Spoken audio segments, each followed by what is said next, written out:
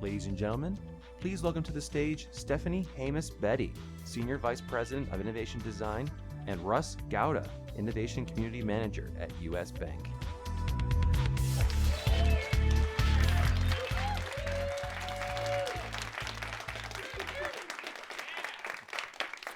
Hello, thank you. I'm wondering how many of you are now going to be reading your books since you've got them signed. Let me know how it goes. I'm dying to dig into that. In fact, I may need to go and find him so I can get mine signed. But thank you for at least coming back and not just going to a coffee shop and reading. It's great. We are super excited to talk about our story of innovation at US Bank today, so I appreciate you hanging with us here. At US Bank, we fuel the innovation culture. We really focus on how we spread innovation throughout our organization. This is our 10-year anniversary as an innovation team at US Bank. I actually started out in design at US Bank, and so I kind of feel like I have a little angel on my back because I survived designing with a bunch of developers only to move into innovation and have to face that. But it's still there, it's still working, we're okay. As we look at innovation, it really started with 2 or 3 folks, my boss, the Chief Innovation Officer, and a couple of others in the payments organization. And it was a very small, select group focused on stuff that was incubated, and not a lot of people in the company really knew about it until all of a sudden there was a press release, excitement about something that they had done that would go out. So as we scaled up, we are now 34 strong. As we scaled up, the reality came, well, we can't just keep it in a closet anymore. We got to bring it out into the open, and we got to make sure that our employees and our organization at large knows about it. So that is one reason why our group that we're going to tell you about today exists. So as we look at innovation and how US Bank has thought about innovation, I'm sure all of you here have seen the McKinsey Horizons. We thought a lot about how we sort of stage the work that we're doing with the businesses. So not everyone's ready to go, start talking about blockchain. Not everyone's ready to think about the next new thing, but a lot of it is sort of bringing them along. So each time we engage, each time we have an event or we have a program started, we kind of look to see where the business is at that point in time and how ready they are for the type of innovation we may want to focus on. For us in innovation, it can't really begin unless we really have a focus on the customer. For many years, we focused, try to be a customer-centric organization, and we really worked a lot to bring the customer's viewpoint into how our product managers and how our bankers look at serving the customer, as well as how they think about designing their products. Well, as we got into kind of broadening out innovation, we also realized that empathy was a really important part of that, and understanding the journey of the customer and some of the barriers to the things that they experience. So as we were looking at ways to do it, we really started to focus on customer journeys, and we thought about how we could bring our business partners into that journey to really help them grow empathy. From there, I think, maybe I hit the wrong one. That's not me. Next one. Okay, here we go. From there, we brought it out into being actual physical workshops. So the base of our innovation group uses design thinking. And so as we wanted to sort of bring the customer journey into some sort of reality and in solving with our partners, we started to do co-creation sessions where we actually bring product or technology or compliance, whoever really needs to be there, in with real customers as we design some of the solutions to the problems they experience. So the innovation team at large. So kind of grew from 3 people in a closet. We have a little bit more complexity and a little bit more focused areas. So we've got a research and development group. They're out there, they're exploring, the emerging trends and trying to keep ahead and trying to do some piloting and testing to help the bank get prepared for things that might be in the future or may impact us in the future. They're a way to bring the businesses up to speed on potential threats, potential opportunities, kind of do some education as well as some test and learn with them as they explore the new opportunities as well. Innovation design, which is the group that Russ and I are part of, we really focus on the education and the training. We're that front end, so a lot of times all of the programs that are running are discovering the problems and the opportunities that our customers have presented to us. So we, have things from Shark Tanks to hackathons that we'll kind of talk about today, with the purpose of generating ways to get at new ideas and insights. Product development, we have a standard product development team that really focus on taking things that either come out of a program that we've run or something with R&D and work on taking that from pilot into commercial. And then we have project management, and I always say that the project management team really keeps us out of jail in a bank, right? So they make sure we're compliant, they make sure that we've checked all the boxes that we need to do and sort of help us navigate, because a lot of times it's the scale of which we're navigating that's different. And so they are a specialized team that really help us. And then the legacy from our payments organization. We do have a group, 3 or 4 people who are just focused on emerging technology and digital payments. And they help just kind of keep building that strength that we've had for a while and bringing that into other parts of our organization too. So this is our team directly. This is the innovation design team. None of you really have seen this slide. This was some interns this summer who were really tired of the traditional org chart. And so I had to put it in there, although it may or may not have been compliance approved. But with that, to give you a sense of who we are and what we do, I have a user experience. I'm a design thinker in background. We have Sage, who's come on, and he's actually running our Innovator in residence program, but is also our user experience strategist. We have Dave, that's one of our program managers. So if you think of some of the hackathons and events, we kind of look at those as programs. He runs some of those with us, as does Carrie. And Valerie is our chief educator. She's the one who does all the innovation advocate training and things that go deeper as far as training employees on innovation methodologies. And then, of course, there's Russ, our community manager, who now is an award winner today, right? Very exciting. Gonna have to get him a new desk for sure. So let's think about innovation, just to give you an idea. So I've been with the innovation team now about 5 years. And for 4 years, we've really been focused on how we expand across the company and get that innovation culture moving. So since then, we've engaged about 8,900 employees in our events. So whether that's a Shark Tank, we do product days, whatever it is, we've been able to get that reach. We've had 1,500 customers come and join us for some sort of co-creation or some sort of event where we've engaged them in helping us think of new things, or just letting them think of new things and us watching and learning. And then we've had 5,000 employees participate in pilots. And this is important. I don't know how many of you, maybe you can give me a raise of hand, actually test your own stuff on employees before you go out to customers, right? Yeah. It's a great way to know what sucks, right? Because your employees, they have this ownership of their customer with you, right? So they're not afraid to tell you of all the things, plus the 10 things you didn't think about. So it's a really fast way to kind of iterate. And they also then get really excited about the future of that pilot because they become champions for it, right? They've tried it, they've tasted it, and then they want to see what happens next. So we have 3 main tenets as we look at innovation design and what our objectives are for really building that innovation culture within the bank. So we look at it as engage, right? We want the employees to feel innovation. It's not enough for me to give them an article about a team that's gone out and done something. It's not enough for them to see a press release. We want them to engage and actually do it. So all the programs we have are hands-on where we can, or we'll send something out and have them do hands-on something in their own space. Educate. We want everything that's in our toolkit to be in their toolkit.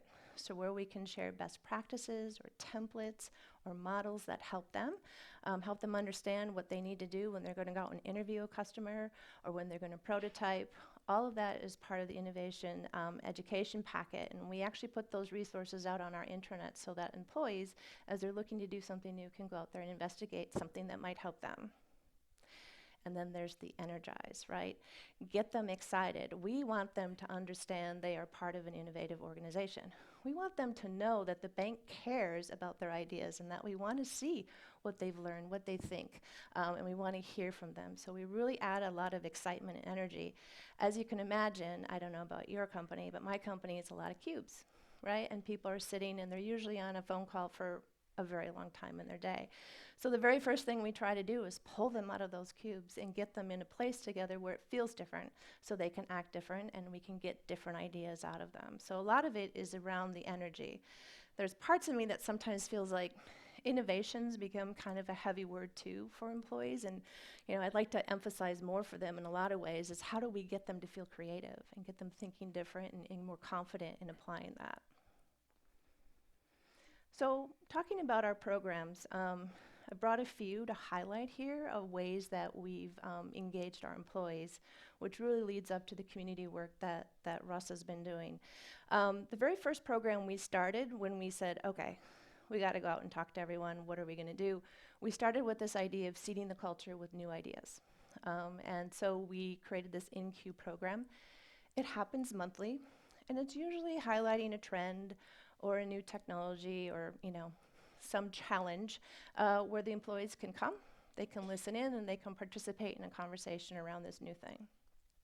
Our hope with this program, and it's worked, is to sort of seed them, get them thinking about something new or different and how they might use that or how it could help their business.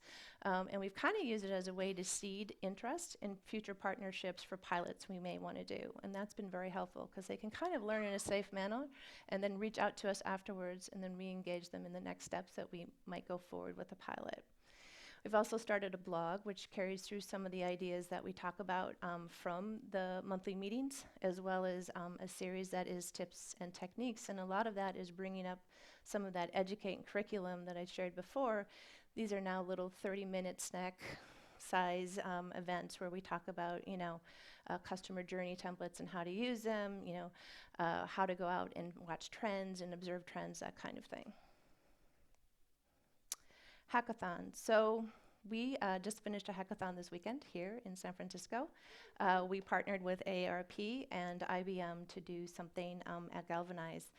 And we love doing external hackathons in this area because one of the most amazing things about the hackathons here is one, I think to Eric's point earlier, people here work differently. They have a startup mentality that is different than my internal developers. But they bring a lot of different insight to even just how they solve customer problems. So this one was around solving financial fraud for elders. Great solutions, and we had at least 3 teams of 12 and 14-year-olds that came to participate, which I don't know, maybe that's common here. It's not common where I'm from, and I was worried about them all night long, but they did it. But we really started our hackathon approach with our internal employees. And the purpose of that was to give them a way to learn how to do APIs. We were starting to have an API portal created. We were needing to get more of our APIs out of there, but we found that our employees hadn't reached that, right? They hadn't been trained on APIs, they weren't sure, and they weren't confident. So we used our internal hackathons as a way to give them that confidence. We kind of did part training, part hack as is the competition, and it really helped us not only grow our APIs within the bank, but also help grow the talent that we needed to. The first external hackathon we did, we got a little extra confident last year when we were doing the internal ones, and so we did one with MasterCard here as well. Again, really good insights for us. And now we're starting to think about, well, as we have these external ones, we want to bring some of those top developers who are really engaged in our internal hackathons and sort of incent them to come to these external ones we do so that they can kind of get a new way of thinking too, because we find it really helpful and we think that they would as well. So just to kind of summarize our hackathons, we've had 150 employees come through our hackathon programs. As you can see through the folks in the green shirt, you can't have a hackathon without a cool t-shirt. That's the first requirement. So they really do come for the t-shirts. And so they have their t-shirts on, but they also, this is a group of developers who didn't know each other until they came to the hackathon. And they learned that they had different skills and talents that complemented each other. They made their own marketing, which was kind of fun too. And so this was their team photo. And here's one of our other events where we're just working around tables. And this is the thing for developers, and kind of going back to our employees at large. that cube mentality where I've got to sit and, watch my screen and sit on a conference call it just kills you, right? Eventually, that's all you do, that's all you're thinking about. So we only allow their laptops if they're doing the coding. Otherwise, they don't get to check in on email or anything for when they're with us, because we want that focus. And very often they feel like, they call it a vacation or they call it inspiring, and I'm ready to go back and dig into my work differently. So it's a great output for us. So we've had 150 go through. We've had 10, although now over the weekend we did one more, so we're up to 11, and we have 9 ideas that have been pursued as an outcome from the hackathon. So going well for us. Thank you. Thank you. So co-creation. This is, as a design thinker junkie, I love co-creation, right? So we bring in customers. We have walls and walls of Post-it notes and markers. It's awesome. But we bring the customers in with our product people. So as you think about customer journeys, and I think somebody earlier mentioned getting to empathy, our product people, when we would go through and do the design research and bring them the report back, we'd be telling them, and they'd kind of be skeptical, like, yeah, well, our customers aren't that smart, or, they would tell you stuff, right? Because they were one step removed and feeling a little defensive. But if you put product people in with the customer and they're working together to come up with a solution or to come up with that new idea, it's a whole different ballgame, because that customer could just sit and cut their product apart with scissors, and the product people listen in a whole different way, because when somebody's across from you and you're really listening to what they're saying, it sort of changes your opinion and you learn from that. So we have found this to be a great way not only to get new ideas and new concepts in, but it also has helped us in working with our product people, either for future pilots or for future things that we want to test and learn with them. Because they've had this experience, they're a little bit more open to some of our other methodologies.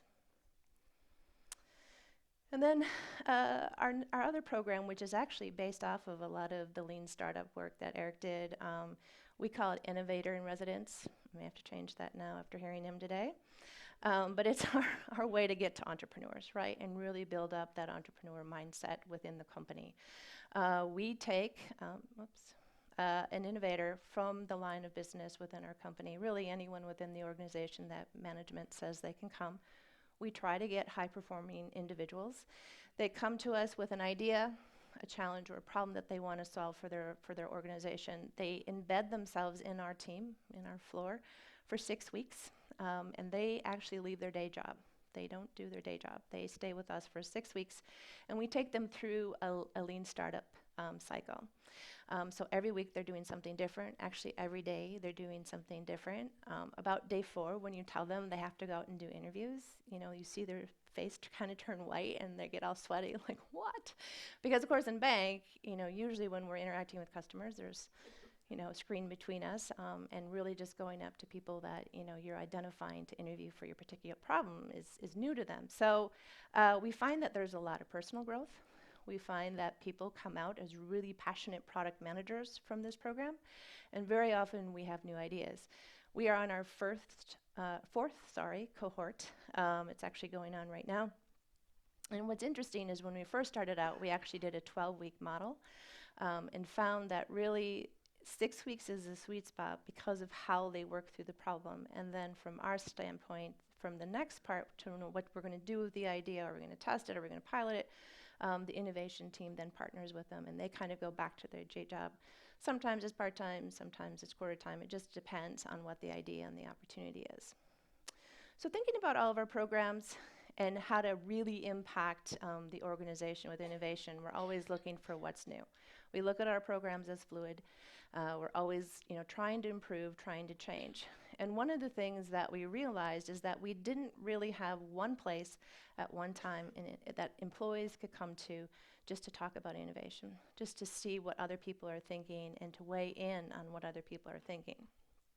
We had a previous instance of Bright Idea, and it was used for very specific purposes. And we started to think about, well, what if we had innovation community manager, Russ, and we really changed our strategy around our program with this idea that we're kind of reaching different types of employees and more expansive within the organization. And I'm going to let Russ tell you that story.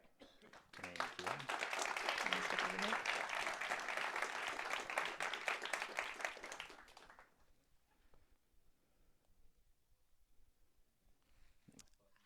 this stuff working?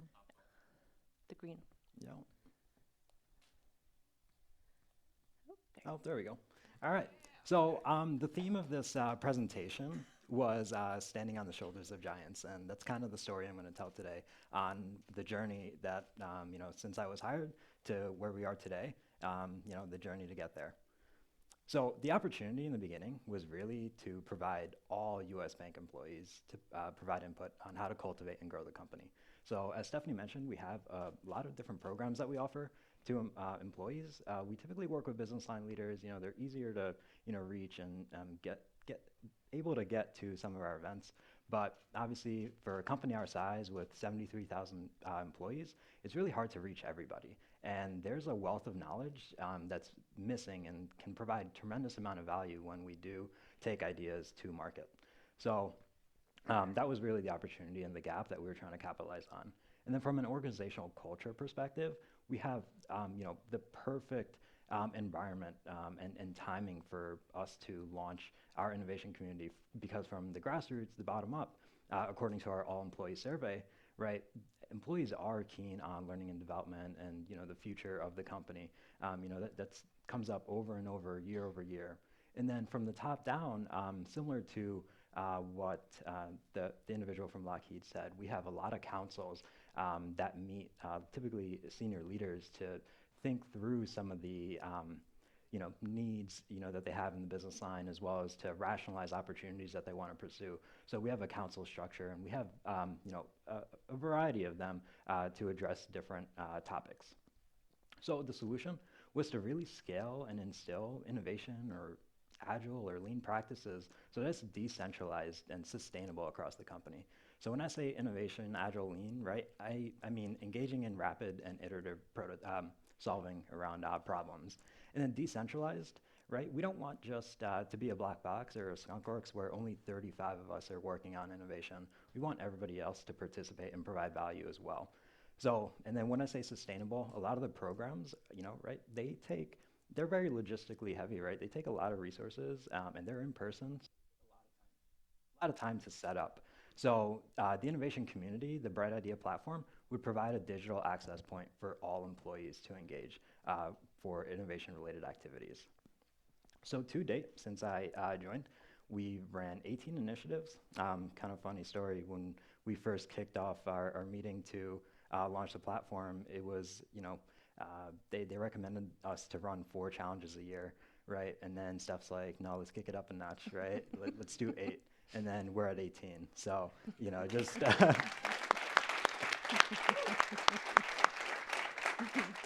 and I really show you guys like how we got here and how we were able to achieve these numbers. And it's really, as Eric mentioned, it's the lean methodology, the test and learn approach. Get those quick wins, get those quick learnings, fail fast, fail early, like everyone keeps saying. So for the first 6 months, here's a bit of a timeline. Kind of the typical innovation journey. You're gonna fail, stumble a lot, but that's okay. You just gotta keep going, and eventually you'll get there. So, one of the biggest things I realize is business development is a big part of your job. So, leverage your immediate network to really make those introductions, to run the challenges, or get adoption onto the Bright Idea platform. And then each of your sponsors that you're going to pitch to, and hopefully they convert into those sponsors, right? They're going to see a different type of value based on their goals and objectives, right? So you're going to want to cater your pitch, when you pitch the community or the platform to them to meet their needs. And then the last thing here, when you're getting started, right? Think like a startup. Employees are your customers, right? The Bright Idea platform is your product or service. So start small. What does a MVP or a pilot look like? Get those learnings in quick. So for the first 6 months, we really didn't get a big win, I guess, until we had one of our sustainable process solutions sponsors engage with us and really drive the adoption. That's really what started us going. But as you could see, there's been, prior to that, projects that I, proposed, like Shark Tank, right? They got killed. We wanted to do something with the interns, and then they were like, oh no, we're scaling, too quick, so we don't want to introduce something this complicated, right? You're going to get a lot of that, but, understanding that and pivoting and adapting as necessary is really important. So then the past 6 months here, right? So test and learn. So run a variety of smaller challenges, and the award we got today was using 7 out of the 9 apps. For me, and I think the team and the company as well, right? A win is a win, no matter how small it is. There's some challenges that have run with 12 people, right? And still have yielded effective results. So the next one here is find an influencer who will run multiple challenges, right? Get that repeat customer as quick as you can. As soon as they finish a challenge, get them thinking about that next one. And this is really how you're going to start building those communities. And then the last one, don't underestimate the power of sharing success stories. And this is a learning which I wish I had when I first started, and is going to be our focus for 2018, really communicating internally about the activity that's going on, because that'll really drive your engagement numbers. So going back to our growth strategy, we have 3 different pillars. The first one is most trusted choice, better every day, and then unified customer experience. So I'm going to take you through how the innovation community and the Bright Idea platform fits in with these 3 pillars for growth. So the first one is better every day. So we continually look for opportunities to fuel effectiveness and strengthen our company.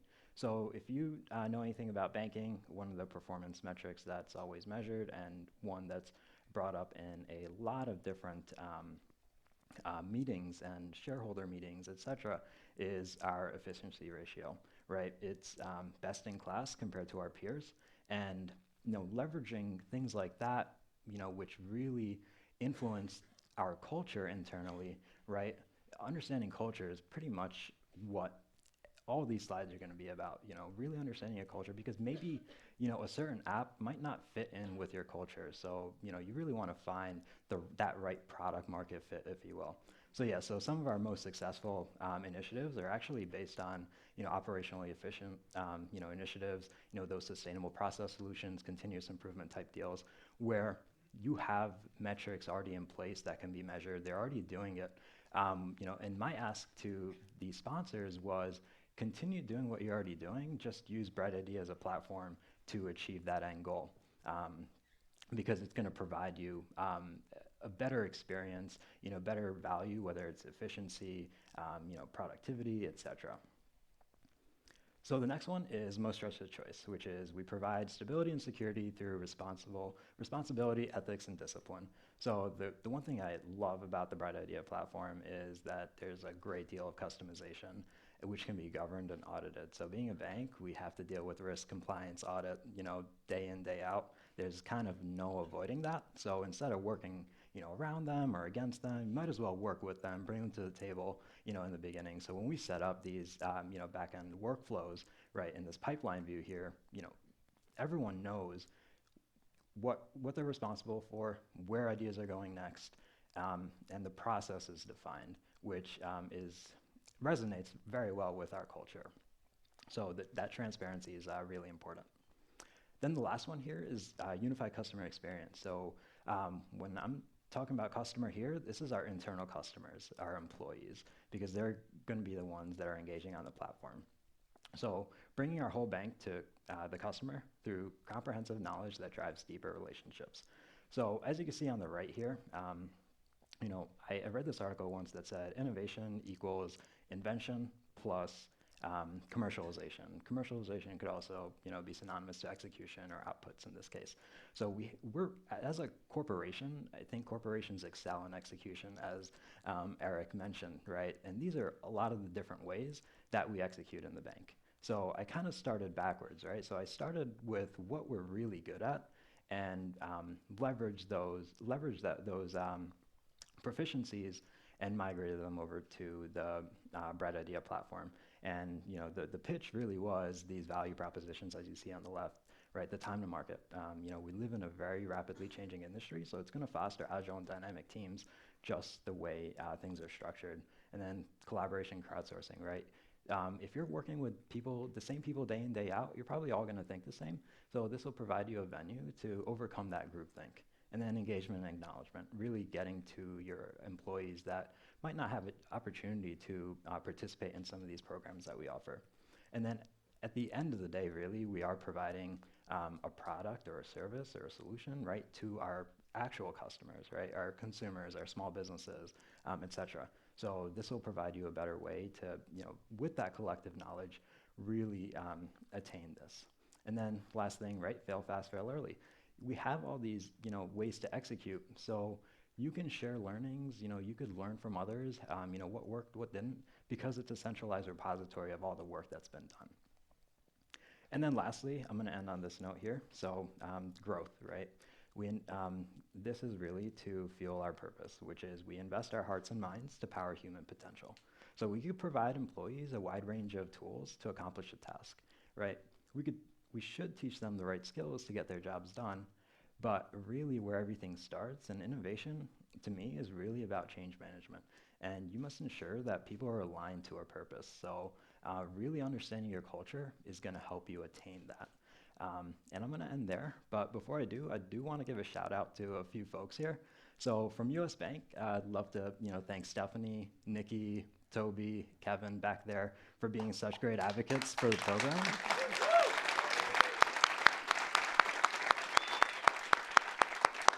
And then from Bright Idea side, Brian Benson, he was our consultant. He showed me the ropes, so thank you. As well as our account managers, Michelle and Arella, and the support team, who are awesome. Like, I kid you not. Absolutely. And I thank you guys for the opportunity to present here. I hope you guys learned something and can really grow, or everyone can grow their innovation community like we do.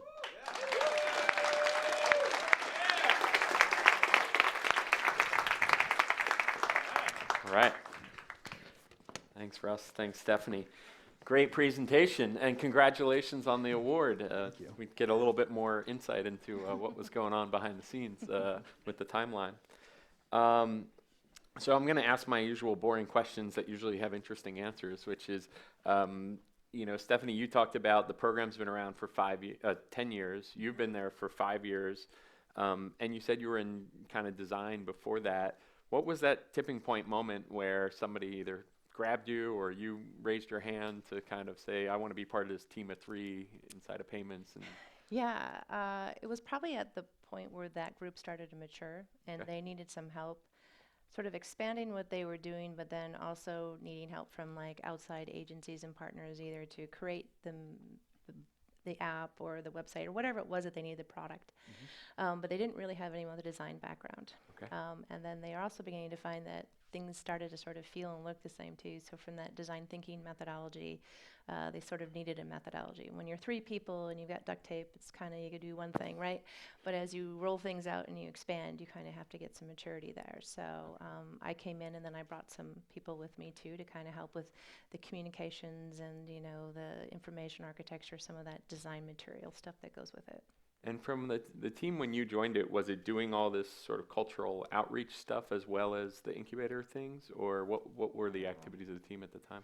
They were really, I say it's a back room, it kind of was. Like they just really focused on the problems that they could solve and the opportunities they solve. We have a lot of co-brand relationships in our card products, so they were focused on those areas. So really how people got any information around what they were doing is when there was a press release around one of the pilots. Got it.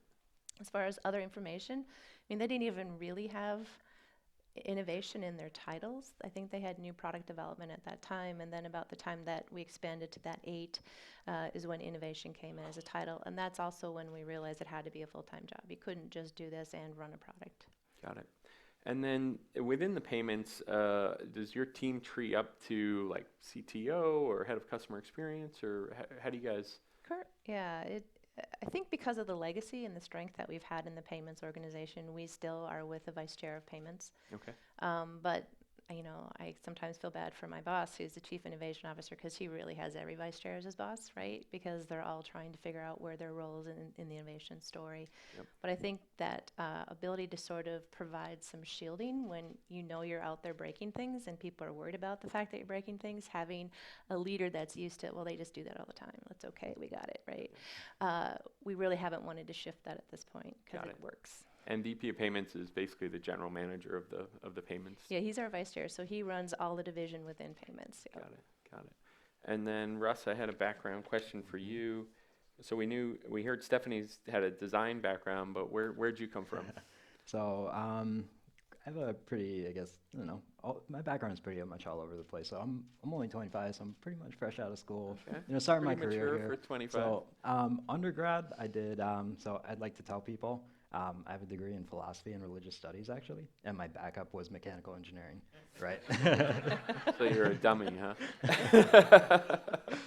But then after that, I realized, I didn't want to work in mechanical engineering space because I was a thinker. I wanted to be a little more strategic, so I kind of did my own thing for about 2 years in the startup consulting space for my own company. Ended up dissolving it, and I actually went back and got my master's at Carnegie Mellon for the program is called Integrated Innovation for Product and Services. So it combined engineering, business, and design using business model canvas, human-centered design to develop solutions for customers. Awesome stuff.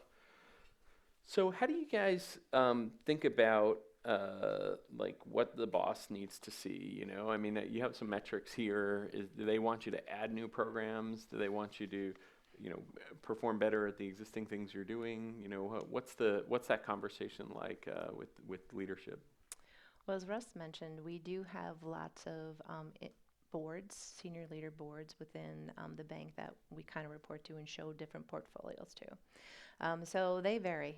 One may be more revenue, one may be more new ideas. It just kind of depends. So that's the good news, the bad news, right? The good news is they are kind of flexible to the organization. The bad news is it's hard for us to standardize then, right? Yep. From our management, we focus a lot on areas of focus. So we might pick IoT, we might pick blockchain, something like that. And then we have numbers within there that we have to meet around what we're either going to explore, test and learn, or go out and pilot. So kind of at this point in time varies. Now, as the organization is getting more mature, programs that we're doing too, we're trying to figure out how we put some measures against there because we'd like to be able to really have some better cultural measurements and like the impact of all these programs into the organization aside from just the external view of what happens for our customers when we release something new. Yep. Russ, you talked in one of our prep calls about a digital access point and how that kind of allows you to have a scaled up impact. So can you talk more about that and share kind of your point of view on it? Yeah, so again, it really goes back to bringing everybody in on board. It's that empathy. It's you have pockets of knowledge. Everybody has some sort of value to provide, right? No matter how small, how critical, how out there. We encourage all that. We encourage people to submit those crazy ideas because it might spur a chain of thought in somebody else that might actually be the solution, right? So that's really the whole purpose, to get that knowledge sharing, because if you don't, everyone has a different process within the bank, especially in corporate, because it's so large. So I think the other thing too is really learning from others. Maybe somebody already did something that you're trying to do, instead of trying to hunt that down and going to like 20 different people to figure it out, right? You can literally just go onto the platform and figure it out. Yep. Yeah, I talk to my dad sometimes about what we do, and he's like, sometimes just asking the question is get you halfway there, right? And just getting people to stop and say, why do we do it this way? And if the only answer is that's the way we've always done it, that's not always a good enough answer. So we should keep thinking. Jumping back to hackathons, it sounds like you've got a pretty developed external program. Are there internal hackathons as well, and are you balancing both of those? Yeah, we're balancing both of those. The external, in comparison, we've only done 2 of those now. Well, actually 3 this summer. We did it with some college students too. But I would say the majority of those have been internal. And we really try to go to a location where the developers are co-located so we can get them working together. But we now, of course, just like everyone, have footprint all over. So, we've done virtual hackathons. We've done things where half the team's virtual, half the team's in person. And then we've started to bring in partners, too, where we might partner with Microsoft or IBM. We did the TJ bots. Has anyone seen the TJ bots from IBM yet? You're going to want one.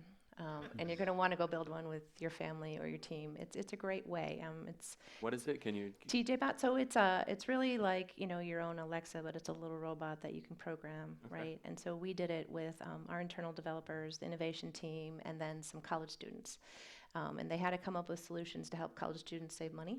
And so the bot would do everything from like telling you when your roommate took your beer or your soda. Yeah, I wish I had that To in my day. turning a red light on its head when you were in the red for spending money, so that you could kind of curb your expenses. Okay. But it's device, and that voice interaction and how to program that and how to think through that experience is new. So a nice way to get that going and that conversation started was to introduce play, right? We did it in a maker center. Yeah, there were prizes, but a lot of it was, did you decorate your bot and did it have a wig or a mustache, right? So we added in those elements. I'm curious how you got the, staying with you, Stephanie, that whole co-creation thing, and how sort of formalized is that? I know that's sort of on the leading edge for what a lot of people are doing. Is that just sort of loosey-goosey, a couple opportunities came up or like, you're trying to foster that type of behavior, or are you saying, no, we want to do 6 co-creation sessions or 18 or however many? Well, we do have a target like that Okay. because we set aside budget for it, but we used to be very planned, like try to do one every quarter, and we found that it was a little bit false. Okay. Like the business would show up like, okay, it's our turn, and they weren't really there to solve a problem. We would have problems, but they weren't exactly passionate. So now we know we have a number that we want to hit, and we just work with the business lines, and where it fits, depending on what they're trying to work on, then we offer those sessions as one of the things we can do with them. So this year we spent a lot of time with college students, and we did something for one of our student union products, and we had sessions in Minnesota as well as out here with college students in product. And then we did something where we also worked with elderly, because we're trying to work on some financial fraud things. And so we had elderly participate in some of our designing, as well as their caretakers. So Wow. that was kind of an interesting mix. Yeah, that's interesting. I mean, it's amazing. Anytime you're in one of those design thinking sessions, you're like guaranteed to get like a head slapping moment. Yes, Like, oh, yeah. they can't punch the numbers. The numbers are too small or Right, something yeah, like the that. things that we miss, yeah, absolutely. It's pretty crazy. Russ, what I guess either of you, you mentioned briefly about compliance and regulation and legal and whatnot. Any advice you have for people who, you guys seem to have some air cover, you seem to be able to get stuff done despite maybe the organization's best efforts to block you, but any advice for people who just feel like they're ready to throw up their hands and they So I'll say one thing, and then I'm going to defer to Steph. So I will say bringing them in early as you can. Yeah, to that point, we actually brought them in to help us design a process. We call it Exodus. And it's a shortened process for when we have a new partner, because we spend a lot of time now with fintechs and other partners. And when we have somebody new that we want to bring in just to explore or try a pilot, they do have a different process that we work through with our compliance people. And, there's levers in there, so checks and balances that go through it, and it always has a certain duration of time. I think where we're starting to learn is, to his point about bringing them in early, is that it's got to be a fluid conversation. Like, it's always changing, it's always different. And we almost need them to just sit with us all the time, because even if we're running fast and they know that we're running fast with it, we're going to go impact a business line, and they have their own compliance in many ways, right? And they're legal. So even though we might have some people on board, we'll sometimes hit a roadblock there. So I feel like we need to really drive innovation into them. Mostly it's by being pretty tenacious. They know that if, I'm waiting on approval and I've got to get something, I'll call them every day, 5 times a day. I'll send them emails. I'll send them packages. I'll do whatever it takes. flowers. Right. Yeah, well, usually it's candy. I try to be nice. But, it's just that constant trying to keep it at the top and really helping them understand the urgency. No, I'm not rolling this out to our 21 million customers. I'm rolling this out to like 40 in this area for this one time only. And that usually helps sets it, but I think as they look at their work, it's kind of all the same, and they need to apply the same lens, and that's where we have to work on it and really help them see where we are the same and where we're different. So Russ, I got a tough one for you, but I think you're up for it. A big trend out there in the world today is obviously the generational shifts. And I don't know if you consider yourself a millennial, but you said you were 25, so I'm going to put you in a different generation from me. But I am a firm believer that sometimes the youngest people in the room have the best ideas, and the best ideas can come from anywhere. So what's your ideal scenario of where all this could go, this digital access point, this program? Coach us as the old fogies who might have a little more influence and a little more power, but maybe not as fresh and ripe new ideas. So the term I always like to use, and I attribute to a lot of how I got to where I am today, is the term isolated but insulated. So I think growing up, even till today, right, I have the operating freedom to take those risks and kind of do what I want, that is validated and justified, right? But insulated because I have those advocates, those mentors, those sponsors, right nearby. If I ever did need anything, I could fall back to, right? So you like the idea of some degree of autonomy, but someone's got to create that kind of pocket for you to operate in. Exactly. Okay. Well, thank you guys for an awesome presentation. Congratulations on your award, and looking forward to what you guys do next year. Yeah, So thank you. you.